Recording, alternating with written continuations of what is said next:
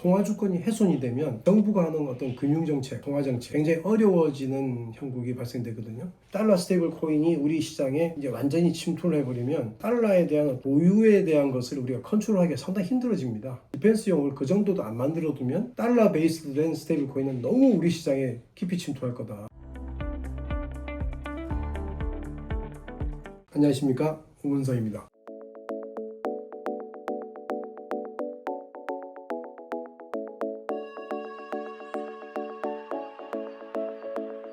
발행하는 민간 회사들은 어떤 이득이 있어서 이 스테이블 코인을 발행하나요? 최근에 이제 여러분이 신문지상에서 본 것과 같이 이 카카오페이 증권이라는 회사가 스테이블 코인을 발행한다고 해서 주가가 갑자기 제가 기억이 정확한지 모르겠지만 한 일주일 남짓한 그 시간에 2배 정도의 어떤 주가가 상승한 그러한 사례가 있습니다.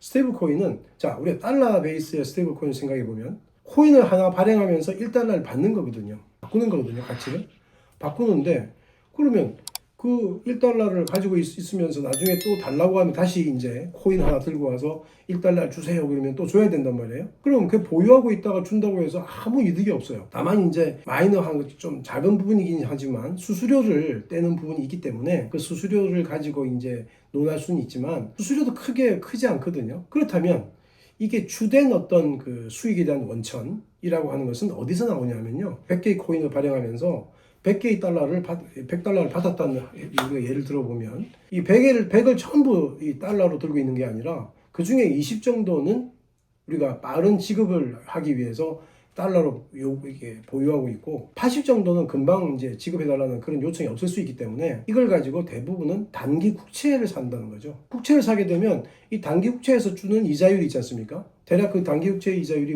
한 5%라고 가정하면 지금 5% 정도의 이자율을 그 회사는 수익으로 가지는 거죠. 이 스테이블 코인을 발행한 기업은 달러를 받아놓고도 이자가 없기 때문에 자기들은 거기에 대해서 한 80%, 70% 자기들 정하겠지만 그런 것을 어떤 국채에다가 발행해 놓으면 그걸 사놓으면 거기서 이자가 생기기 때문에 그게 이제 수익의 원천이 된다, 이렇게 볼 수가 있겠습니다. 그럼 한국에서는 어떤 이제 문제점들이 있고 저희가 헤쳐나가야 할 과제들은 무엇이 있을까요? 달러에 패긴되어 있는 스테이블 코인이 발행이 되면 굉장히 편리해지거든요.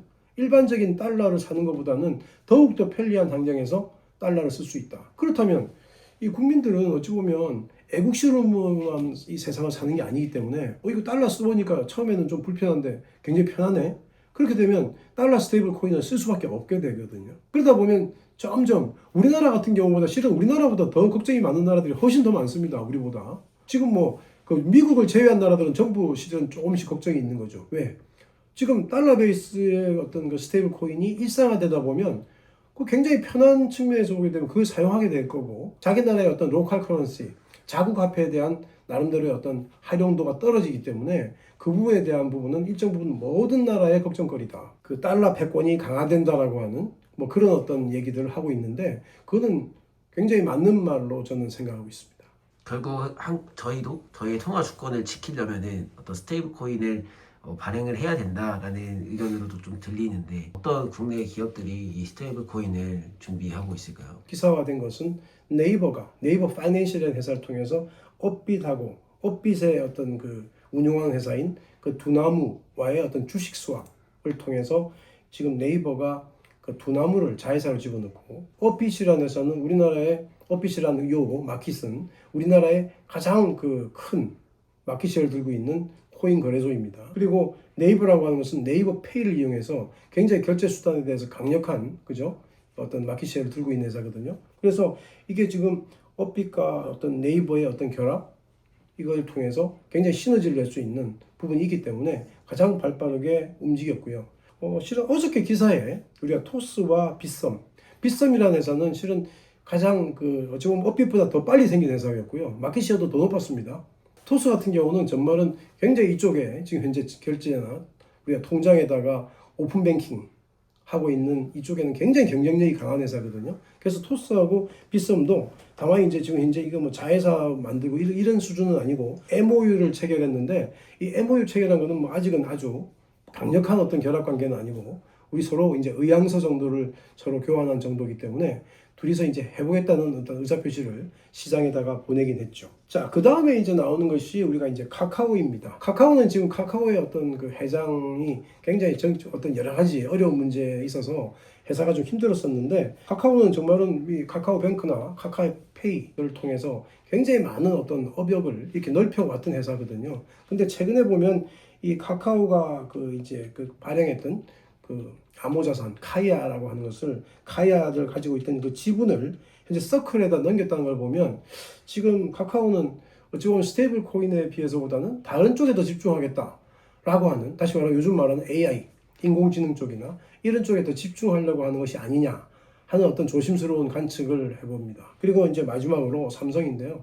삼성 같은 경우는 정말은 뭐 여러 가지 인프라나 뭐 정말 우리나라에서 뭐든지 할 수 있는 그런 어떤 능력을 가지고 있는 이제 기업인데요. 이세벌그룹인데, 지금 삼성 같은 경우는 삼성페이도 있고 또 하나는 삼성이 그 만들고 있는 하나의 어떤 단말기. 이 단말기가 아까도 말씀드렸지만 마켓시ェ어가 엄청 큰, 굉장히 강력한 어떤 그 무기이기 때문에 현재 단말기와 삼성페이나 이런 것들을 다 이렇게 고려해 보면 삼성도 이 스테이블 코인 사업에 충분히 뛰어들 수 있다, 이런 생각을 하는데요. 아직까지는 정확히 지금 현재 모습들이 가시화된 건 없지만 이제 여기에 대한 것이 이제 점점 더 이제 시장에 노출될 거로 생각이 됩니다. 그럼 어떤 전문가분들은 그냥 꼭 원화로 안 하고 달러랑 연결된 스테이블 코인을 만들어서 국내에서 쓰자, 이런 목소리도 좀 있는 것 같고, 그럼 교수님이 생각하셨을 때는 이런 여러 종류의 이제 스테이블 코인이 앞으로 어떤 식으로 국내에 정착해야 좀 좋을까요? 통화 주권이 훼손이 되면 실제로 어떤 정부가 하는 어떤 금융 정책, 통화 정책 이런 부분들이 굉장히 어려워지는 형국이 발생되거든요. 이 달러 이제 그 베이스된 어떤 스테이블 코인에 대해서 너무 이게 우리 시장이 말려들면 우리의 어떤 그 시장 자체는 굉장히 불안해지는 상황이 되거든요. 왜냐하면 달러 보유고에 대한 컨트롤이 안 되는 거죠. 그래서 스테이블 코인 이거 관련돼서 지금 외국환 관리법 뭐 이런 얘기들이 나오거든요. 이 달러라고 하는 것은 이 기축통화이기 때문에 우리가 나름대로는 어느 정도를 일정 부분을 보유하고 있으면서 어떤 이머전시, 아주 미급한 시기에 그걸 우리가 상환해야 갚아야 되고 이런 것들을 해야 되는데, 워낙 이 스테이블 코인을 만들지 않고 달러 스테이블 코인이 우리 시장에 이제 완전히 침투를 해버리면 우리가 지금 달러에 대한 어떤 그 보유에 대한 것을 우리가 컨트롤하기가 상당히 힘들어집니다. 그래서 저는 아까도 말씀을 드렸지만 이 국내의 그 원화를 베이스로 하는 어떤 스테이블 코인을 만드는 것이, 우리가 그걸 가지고 야 이거 활용도 어디지? 뭐 이렇게 말하는 분들도 많이 있지만, 활용도에 앞서서 우리는 디펜스용을 그 정도도 안 만들어 두면 달러 베이스된 스테이블 코인은 너무 우리 시장에 깊이 침투할 거다. 그래서 이 부분에 대한 우려가 되고요. 이런 생각들을 하게 된다면 우리가 이 원화 스테이블 코인은 꼭 만들어야 되는 것이다, 이렇게 생각을 해야지 이거 우리 만들어도 되고 안 만들어도 된다 이런 생각을 하시면 안 될 것 같습니다.